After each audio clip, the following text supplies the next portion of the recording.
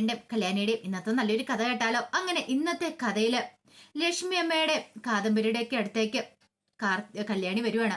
ആ സമയത്ത് ലക്ഷ്മി അമ്മ എന്താ മോളെ, എന്ത് പറ്റി? മുഖമൊക്കെ എന്താ വല്ലായിരിക്കണേ? ദിലീപും വിളിക്കോ മറ്റോ ചെയ്തോ? ഇനിയിപ്പൊ കല്യാണം വേണ്ടെന്ന് പറഞ്ഞോ?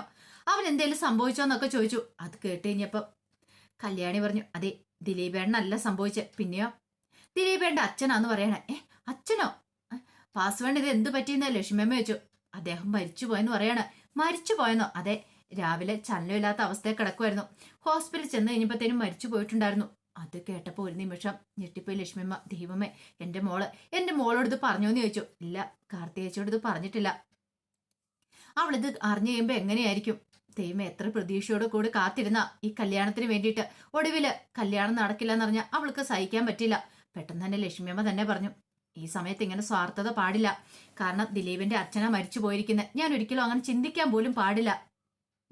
ഈ കല്യാണത്തിനോട് ദിലീപിന്റെ അച്ഛനും അമ്മയ്ക്കും അധികം വലിയ താല്പര്യം കാര്യങ്ങളൊന്നും ഉണ്ടായിരുന്നില്ല. പക്ഷെ ദിലീപ് കാർത്തിയെ തന്നെ മതിയെന്നും പറഞ്ഞുകൊണ്ട് ഒരേ നിലപാടിലായിരുന്നു. അതുകൊണ്ടാണ് അവർ സമ്മതിച്ചത് പോലും. ഇനിയിപ്പം എങ്ങനെയായി തീരുമെന്ന് അറിയത്തില്ല. ഇനിയിപ്പം അച്ഛൻ മരിച്ചുകൊണ്ട് ദിലീപ് ഈ ബന്ധത്തിന് സമ്മതിക്കുമെന്ന് പോലും അറിയില്ല. എന്റെ മോളുടെ ജീവിതം തകർന്നു എന്നൊക്കെ പറഞ്ഞ് ലക്ഷ്മിയമ്മ എങ്ങോട്ട് പോയി. ആ സമയം കാദംബരി കല്യാണിയോട് ചോദിച്ചു, ഇനിയിപ്പോൾ എന്ത് ചെയ്യുന്നു ചോദിക്കുക. എനിക്കറിയില്ല, കുറച്ച് കഴിയുമ്പോഴത്തേനും ബോഡി വീട്ടിലേക്ക് കൊണ്ടുവരും. ആ സമയത്ത് പോണം. ഞാനും കിരണേട്ടനും പോകാൻ തന്നെ തീരുമാനിച്ചു. ഇനിയിപ്പോൾ ഇതിന്റെ ബാക്കി എങ്ങനെ എന്താണെന്നും അറിയത്തില്ലല്ലോ. ഡോക്ടറുടെ റിസൾട്ട് വന്നാൽ അറിയത്തുള്ളൂ ബാക്കി കാര്യങ്ങളൊക്കെ. എങ്ങനെയാ മരണം സംഭവിച്ചതെന്നും അറിയില്ല. അതും പറഞ്ഞിട്ട് കല്യാണി സങ്കടപ്പെട്ട് കരഞ്ഞുകൊണ്ട് അങ്ങോട്ടേക്ക് പോയി. കുറച്ച് കഴിഞ്ഞപ്പോൾ ഭാനുമതിയമ്മയെ രതീഷും ഹരിസാറും കൂടെ സംസാരിക്കുകയാണ്. അപ്പോഴേക്കും ഭാനുമതിയമ്മ പറഞ്ഞു, എന്നാലും ഇതെന്തൊരു കഷ്ടമല്ലേ? ഇന്ന് കല്യാണം നടക്കേണ്ടതായിരുന്നല്ലോ. കല്യാണ വീട് മരണ വീടായിട്ട് മാറിയില്ലേ? രതീഷ് പറഞ്ഞു, ഇപ്പൊ വിധിയെ തോൽപ്പിക്കാൻ നമുക്ക് സാധിക്കില്ല അമ്മൂമ്മേ. എന്നാലും ആ കൊച്ചിന്റെ ഒരു കഷ്ടകാലേ, അതിനെന്തോ ഒരു പ്രശ്നം ഉണ്ടെന്നാ തോന്നേ. അല്ലെങ്കിൽ ഇങ്ങനെയൊക്കെ ഓരോ പ്രശ്നങ്ങൾ ഉണ്ടാവുമോ? അത് കേട്ടപ്പം ഹരിസാറ് പറഞ്ഞു, ഇനിയിപ്പൊ അതിനെക്കുറിച്ചൊന്നും നമ്മൾ പറഞ്ഞിട്ട് കാര്യമില്ല. അപ്പോഴേക്കും ഭാനുമതിയമ്മ പറഞ്ഞു, അല്ല, ഇനിയിപ്പൊ അവര് കല്യാണത്തിന് സമ്മതിക്കുവോ? ദിലീപിന്റെ അച്ഛൻ മരിച്ചു പോയതുകൊണ്ട് ഇനിയിപ്പം കാർത്തിമോളുമായിട്ടുള്ള വിവാഹത്തിന് അവർ സമ്മതിക്കുമെന്ന് എനിക്ക് തോന്നുന്നില്ല. അല്ലെങ്കിൽ തന്നെ ഇങ്ങനെ പ്രശ്നങ്ങളൊക്കെ ഉണ്ടായിരിക്കില്ലായിരുന്നോ? അപ്പോഴേക്കും രതീഷ് പറഞ്ഞു, അതിന് കാർത്തിയേച്ചി കാരണം അല്ലല്ലോ വിവാഹം മുടങ്ങിയത്. അതൊന്നും പറയാൻ പറ്റുന്നില്ല. അങ്ങനെയൊന്നും പറയാൻ പറ്റുന്ന കാര്യമല്ല. ചിലപ്പം ഇനിയിപ്പം അവനാണ് ആ ദുഷ്ട ഗംഗാപ്രസാദ് എങ്ങാനും ആണോ അയാളെ തീർത്തേന്ന് പറയാൻ പറ്റില്ലല്ലോ എന്ന് ഭാനുമതിയമ്മ പറഞ്ഞു. ചിലപ്പോൾ അങ്ങനെയായിരിക്കും സംഭവിച്ചിട്ടുണ്ടായിരിക്കും. അങ്ങനെയാണെങ്കിൽ ദൈവമേ, അവന്റെ തല ഇടുത്തി വീഴണെന്ന് പറഞ്ഞു രാഗി നേർച്ചകളൊക്കെ നേരുവാണ് ഭാനുമതിയമ്മ. അങ്ങനെ ഭാനുമതിയമ്മ അങ്ങോട്ട് പോയി കഴിഞ്ഞപ്പം രതീഷ് പറഞ്ഞു, ചിലപ്പം ഗംഗാപ്രസാദ് എങ്ങാനും ആയിരിക്കോ ഹരിസാറെ. അവൻ എങ്ങനെ ചെയ്യാൻ പറ്റും അവിടെ കയറിയിട്ട്? കാരണം അവിടെ ശക്തമായ കാവലുണ്ടായിരുന്നല്ലോ. കാരണം റോഡിലും അവിടെയൊക്കെ ആയിട്ട് പോലീസുകാരും കാര്യങ്ങളൊക്കെ ഉണ്ടായിരുന്നു. അപ്പോഴവൻ ആ വീട്ടിനകത്ത് കയറാൻ പറ്റുമോ? അവന്റെ സ്വഭാവമായതുകൊണ്ട് പറയാൻ പറ്റില്ല. അവൻ ചിലപ്പോൾ അങ്ങനെയൊക്കെ ചെയ്യാൻ മടിക്കാത്തവനാ. അവൻ ഏത് വിധേനം കയറും. അല്ല, പോലീസ് റിപ്പോർട്ട് വന്നു കഴിയുമ്പോൾ അറിയാലോ എങ്ങനെയാന്ന്. ചിലപ്പോൾ ഇനിയിപ്പം ഗംഗാപ്രസാദ് കൊന്നതാണെങ്കിൽ കാർത്തിയേച്ചിയുടെ കല്യാണം നടക്കാൻ വഴിയില്ല. ദിലീപിന്റെ വീട്ടുകാർ സമ്മതിക്കുവോ? അമ്മയൊന്നും ഇനി സമ്മതിക്കാനും പോകുന്നില്ല. അതിന്റെ ഒരു കഷ്ടകാലേ ഒന്ന് ഓർത്തു നോക്കിയേ. എത്ര പ്രതീക്ഷയോടുകൂടി കാത്തിരുന്ന. അപ്പോഴേക്കും ഹരിസാർ പറഞ്ഞു, രജിസ്റ്റർ മാരേജ് ചെയ്താൽ മതിയായിരുന്നല്ലേ? രതീഷ് പറഞ്ഞ്, രജിസ്റ്റർ മാരേജ് ചെയ്തുകൊണ്ട് എന്താ പ്രയോജനം ഇരിക്കുന്നത്? അങ്ങനെ രജിസ്റ്റർ മാരേജ് ചെയ്യാൻ തുനിഞ്ഞാലും ഈ അപകടം ഒഴിഞ്ഞു പോകുന്നു നമുക്ക് പറയാൻ പറ്റില്ലോ ഹരിസാറെ. ചിലപ്പോൾ അവൻ ഇങ്ങനെയൊക്കെ വീണ്ടും പ്രവർത്തിച്ചു നിൽക്കും. അവനാണോ ഇല്ലെന്ന് അറിയില്ല. എന്താണെങ്കിലും റിപ്പോർട്ട് വന്നു കഴിയുമ്പോൾ അറിയാലോ എന്നൊക്കെ അവർ പരസ്പരം പറഞ്ഞു. കുറച്ച് കഴിഞ്ഞപ്പോൾ കല്യാണി കരഞ്ഞുകൊണ്ടിരിക്കുമ്പോഴത്തേനും ലക്ഷ്മി അമ്മ ഭാനുമതി അമ്മ അങ്ങോട്ട് വന്നു. ഈ സമയത്ത് കല്യാണി പറഞ്ഞു, മിക്കവാറും ആ ഗംഗാപ്രസാദാണോ ഇതിന്റെ പിന്നിലെന്ന് അറിയത്തില്ല. ലക്ഷ്മി അമ്മ പറഞ്ഞു, എനിക്ക് സംശയമുണ്ട്. അല്ല, കല്യാണം ഉറപ്പിച്ചതിന് ശേഷമല്ലേ അമ്മ ഇങ്ങനെയൊക്കെയുള്ള പ്രശ്നങ്ങളൊക്കെ ഉണ്ടാകുന്നേ? ഇതിനുമുമ്പ് ഇങ്ങനത്തെ കുഴപ്പങ്ങളൊന്നും ഉണ്ടായിട്ടില്ലല്ലോ എന്ന് പറയണം. അതുകൊണ്ട് ഇനിയിപ്പോ എനിക്ക് നല്ല സംശയമുണ്ട്, അവനാണോ ഈ മരണത്തിന്റെ പിന്നിലെന്ന്. ഭാനുമതി അമ്മ പറഞ്ഞു, അങ്ങനെ എന്തേലും ആണെങ്കിൽ അവനെ വെറുതെ വിടല്ലേ മോളെ എന്ന് പറയാം. അപ്പോഴേക്കും കല്യാണി പറഞ്ഞു, അത് പറഞ്ഞിട്ട് എന്താ അമ്മൂമ്മ കാര്യം? പോവാനുള്ളവരൊക്കെ പോയില്ലേന്ന് ചോദിക്കുകയാണ്. അങ്ങനെ എന്തേലും സംഭവിച്ചിട്ടുണ്ടെങ്കിൽ ഗംഗാപ്രസാദ തീർത്തെങ്കിൽ ഈ കല്യാണം ഇനി ഒരിക്കലും നടക്കാൻ പോകുന്നില്ല.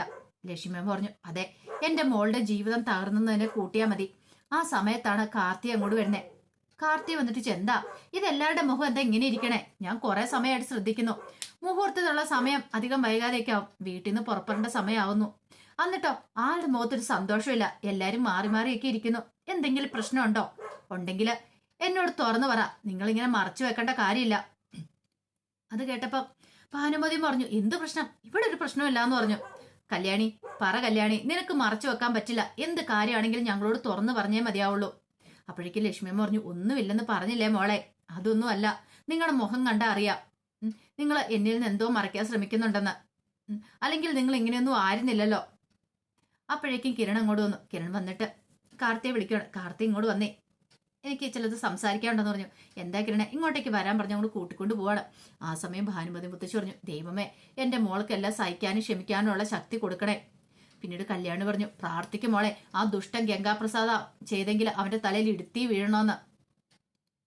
പ്രാർത്ഥിക്കാതിരുന്നിട്ടാണോ അമ്മുമ്മേ? പ്രാർത്ഥിക്കുന്നുണ്ട്, പക്ഷേ എങ്കിൽ എന്ത് ചെയ്യാൻ പറ്റും? അവന് മാത്രം ഒന്നും സംഭവിക്കുന്നില്ലോ. ദൈവങ്ങൾ പോലും നമ്മളോട് കനിയുന്നില്ലോ. നമ്മൾ എത്ര പ്രാർത്ഥനയും വഴിപാടുകളൊക്കെ നടത്തി, എന്നിട്ട് അവന് എന്തേലും ആർക്കെങ്കിലും ചെയ്യാൻ പറ്റുമോ? ഇത് കേട്ടപ്പോൾ ഭാനുമതി അമ്മ പറഞ്ഞു, ഇത്തവണ എന്തേലും അവന് പറ്റുമ്പോളെ ധൈര്യമായിട്ടിരിക്കുക, ഉറപ്പായിട്ടും അവൻ ജീവനോടെ തിരികെ പോകുന്നില്ല എന്നൊക്കെ ഇങ്ങനെ ഭാനുമതി അമ്മ പിറുപിറുത്തു.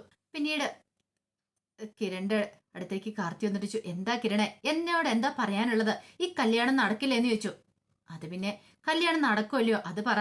കല്യാണം നടക്കും, പക്ഷെ കുറച്ച് വൈകുന്നു പറഞ്ഞു. നമ്മൾ നിശ്ചയിച്ചുറപ്പിച്ച മുഹൂർത്തത്തിൽ കല്യാണം നടക്കില്ല എന്ന് പറഞ്ഞു. അതെന്താ, ആ ഗംഗ അവൻ വല്ല പ്രശ്നം ഉണ്ടാക്കിയ വന്ന് കാര്യം പറ കിരണേ. അത് പിന്നെ അവൻ പ്രശ്നം ഉണ്ടാക്കിയിട്ടാണോന്ന് അറിയില്ല. എന്താ എന്താ കാര്യം എന്താന്ന് ചോദിച്ചു. അത് ഇന്ന് രാവിലെ ദിലീപിന്റെ അച്ഛൻ ഉറക്കം ഉണർന്നില്ല. വിളിച്ചു കഴിഞ്ഞപ്പോൾ ചലനമില്ലാതെ കിടക്കുമായിരുന്നു. ഹോസ്പിറ്റലിൽ കൊണ്ടുവന്ന് കഴിഞ്ഞപ്പോഴത്തേനും ആള് മരിച്ചുപോയി. അത് കേട്ടപ്പോൾ വല്ലാത്തൊരു ഷോക്കായിപ്പോയി കാർത്തിക് പെട്ടെന്ന് ചോദിച്ചാൽ എന്താ സംഭവിച്ചതെന്ന് അറിയത്തില്ല. അതിനെക്കുറിച്ചൊന്നും കൂടുതലായിട്ട് അറിയില്ല. ഇനിയിപ്പോൾ ആ ഗംഗാപ്രസാദ് എങ്ങാനും ആയിരിക്കുമോ, അതിനെക്കുറിച്ചൊന്നും അറിയത്തില്ല കാർത്തികെ. എങ്ങനെ എന്താണെന്നൊന്നും അറിയത്തില്ല. അതെല്ലാം കേട്ട് കഴിഞ്ഞപ്പോൾ തകർന്നു പോയി കാർത്തിക. പിന്നീട് കാർത്തിക അവിടെ നിന്ന് പൊട്ടിക്കരയാണ്. കിരൺ എങ്ങനെ ആശ്വസിപ്പിക്കണമെന്ന് പോലും അറിയത്തുണ്ടായിരുന്നില്ല. അതിനുശേഷം കാർത്തി ചോദിച്ചു, അങ്ങോട്ടേക്ക് പോകണ്ടേ കിരണേ? ഇത്തിരി കഴിയുമ്പോൾ പോകണം. ഹോസ്പിറ്റലിൽ നിന്ന് ബോഡി വീട്ടിലേക്ക് കൊണ്ടുവന്നതിന് ശേഷം പോകാമെന്ന് കരുതിയിട്ടാ ഇരിക്കണേന്ന് പറഞ്ഞു. അത് കേട്ടപ്പോൾ കാർത്തി പറഞ്ഞു, എന്ത് ചെയ്യാൻ പറ്റും? ദിലീപിന്റെ അമ്മയ്ക്കോ അച്ഛനൊന്നും ഇതിന് ബന്ധത്തിന് അധികം താല്പര്യമില്ലായിരുന്നു. പക്ഷേങ്കില് ഇപ്പൊ കുറ്റം മുഴുവൻ എന്റെ തലയിലായല്ലേ. ഞാൻ കാരണമല്ലേ ഈ പ്രശ്നങ്ങളൊക്കെ ഉണ്ടായത്. കല്യാണം വേണ്ടെന്ന് വെച്ചിരുന്ന ആളാ ഞാൻ. ഒടുവില് ഞാൻ കാരണം ആ മനുഷ്യന്റെ ജീവൻ പോയില്ലേന്ന് ചോദിച്ചു. കാർത്തിയെ, നീ ആകുന്ന പറഞ്ഞല്ലേ ദിലീപിനോട് ഇതിനകത്തുനിന്ന് പിന്മാറിക്കൊള്ളാന്. ഇങ്ങനെ ഭീഷണി ഉണ്ടെന്ന് അറിഞ്ഞു കഴിഞ്ഞപ്പം ദിലീപ് അല്ലേ വേണ്ടെന്ന് പറഞ്ഞ് മുന്നോട്ട് വന്നത്. അപ്പൊ ദിലീപിന് അത് പ്രശ്നമായിരുന്നില്ലല്ലോ. അതുകൊണ്ട് നിനക്കൊരു കുറ്റബോധത്തിന്റെ ആവശ്യമില്ല. നീ അതൊന്നും ഓർത്ത് വിഷമിക്കണ്ടെന്ന് പറഞ്ഞു. എന്നാലും ഞാൻ കാരണമല്ലേ കിരണേന്നും പറഞ്ഞുകൊണ്ട് കാർത്തിക മുറിയിലേക്ക് പോയി. മുറിയിൽ പോയിരുന്നു പൊട്ടിക്കരയാണ്. കാർത്തികയ്ക്ക് സഹിക്കാൻ പറ്റുന്നതിലും അപ്പുറമായിരുന്നു. താൻ കാരണം ഒരു ജീവൻ പൊലിഞ്ഞു എന്നൊരു ചിന്തയായിരുന്നു കാർത്തികയുടെ മനസ്സിലുണ്ടായിരുന്നത്. പിന്നീട് ഹോസ്പിറ്റലിലുള്ള ദിലീപിന്റെ ഫോണിലേക്ക് കാർത്തിയെ വിളിക്കുവാണ്. കാർത്തിയെ വിളിച്ചിട്ട് പറഞ്ഞു, ദിലീപേട്ട ഇപ്പോഴാ എന്നോട് കിരൺ കാര്യങ്ങളൊക്കെ പറഞ്ഞെന്ന് പറഞ്ഞു. അത് കേട്ടപ്പം ദിലീപിനും വിഷമായി. കാർത്തിയെ വിങ്ങിപ്പൊട്ടി കരയുവാണ്. പിന്നീട് ചോദിച്ചു, എന്താ ദിലീപേട്ട സംഭവിച്ചേ? കൂടുതലായിട്ടൊന്നും അറിയില്ല, സൈലന്റ് അറ്റാക്കാന്ന് ഡോക്ടർ പറഞ്ഞത്. പിന്നീട് പറഞ്ഞു, ഇന്നലെ കുറെ സന്തോഷിച്ചു ഞങ്ങളെല്ലാരും. അപ്പൊ അത് ദൈവത്തിന് പോലും ചിലപ്പോൾ ഇഷ്ടപ്പെട്ട് കാണത്തില്ല. അതായിരിക്കും ഇങ്ങനെയൊക്കെ പെട്ടെന്ന് സംഭവിച്ചേ. അതെ, ഞാൻ പിന്നെ വിളിക്കാട്ടോ എന്നൊക്കെ പറഞ്ഞുകൊണ്ട് ദിലീപ് കോള് കട്ട് ചെയ്ത് കഴിഞ്ഞപ്പത്തിന് കാർത്തികയ്ക്ക് സഹിച്ചില്ല. കാർത്തി അവിടെ ഇരുന്ന് കരയുവാണ്. അപ്പോഴേക്കും കല്യാണി അങ്ങോട്ട് വന്നു. കല്യാണി കാർത്തിയെ കെട്ടിപ്പിടിച്ച് ആശ്വസിപ്പിക്കുന്നുണ്ട്. എങ്ങനെ സമാധാനിപ്പിക്കണമെന്ന് പോലും കല്യാണിക്കും അറിയത്തുണ്ടായിരുന്നില്ല. അതേ സമയത്ത് രതീഷും ഹരിസാറും ഒക്കെ പുറത്ത് സംസാരിക്കുകയാണ്.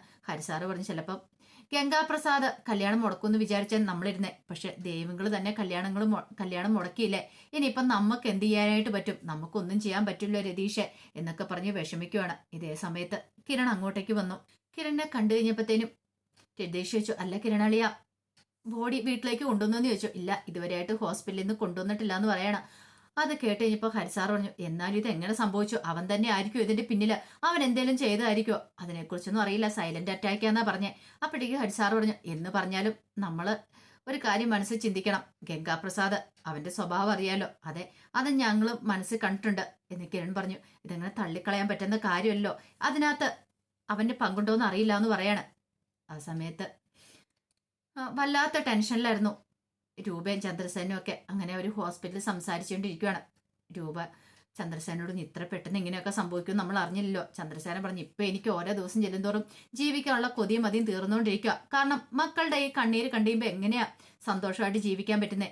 ഒരു ദിവസമെങ്കിലും അവർക്ക് സന്തോഷം ഉണ്ടാവണമെന്നല്ല നമ്മൾ ആഗ്രഹിക്കുന്നത്. പക്ഷെ ഓരോ ദിവസം ചെല്ലുന്തോറും അവർക്ക് ഓരോ ദുഃഖവാർത്തയാണല്ലോ കിട്ടിക്കൊണ്ടിരിക്കണേ. അങ്ങനെ കുറെ സമയം കഴിഞ്ഞ് കഴിഞ്ഞപ്പോഴത്തേനും കിരൺ അങ്ങോട്ട് വന്നു. കിരണിനെ കണ്ടു കഴിഞ്ഞപ്പോഴത്തേനും ചന്ദ്രസേനൻ ചോദിച്ചു, എന്തായടാ മോനെ കാര്യങ്ങളൊക്കെ? എന്താവാനാച്ചാ, ഇതുവരെയായിട്ടും ബോഡി വിട്ടിട്ടില്ലെന്ന് പറഞ്ഞു. ചിലപ്പോൾ ഡോക്ടർമാർക്ക് എന്തെങ്കിലും സംശയം ഉണ്ടെങ്കിൽ അവർ ബോഡി പെട്ടെന്ന് വിട്ടുകൊടുക്കില്ല. ഇനിയിപ്പം കൊലപാതകമാണോ അല്ലെങ്കിൽ അറ്റാക്ക് ആണോ ഒന്നും അറിയത്തില്ലോ. അതൊക്കെ ശരിക്കും എന്താന്ന് കൺഫേം ചെയ്തതിന് ശേഷം മാത്രമേ അവർ ബോഡി വിട്ടു കൊടുക്കത്തുള്ളൂ എന്ന് പറഞ്ഞു. കിരൺ പറഞ്ഞു അത് ശരിയാ മോനെ സൂക്ഷിക്കണം. ഒരു പക്ഷേ ഗംഗാപ്രസാദിന്റെ ടാർജറ്റ് കാർത്തികയെ ലക്ഷ്മിയമ്മയാണ്. അവരെ തീർത്ത് കളഞ്ഞിട്ടുണ്ടെങ്കിൽ അവൻ രക്ഷപ്പെടും. അല്ലെങ്കിൽ ചിലപ്പം നിങ്ങളെയും തീർത്ത് കളയാൻ വഴിയുണ്ട്. അതുകൊണ്ട് പോകുന്ന വഴികളിലൊക്കെ നോക്കിയും കണ്ടും വേണം പോവാനായിട്ട്. എന്തും ചെയ്യാൻ മടിയില്ലാത്തവരെ അവൻ എന്നൊക്കെ ഉപദേശിക്കുകയാണ്. അപ്പൊ അതിന്റെ വിശേഷങ്ങളൊക്കെ നമ്മളിന്ന് കാണുന്നത്. ഇതിന്റെ ബാക്കി വിശേഷങ്ങളുമായിട്ട് വൈകുന്നേരത്തെ പ്രൊമോയി വരാട്ടോ. ഒരിക്കൽ കൂടി എല്ലാവർക്കും ശുഭദിനം നേർന്നുകൊണ്ട് നിർത്തുന്നു. നന്ദി.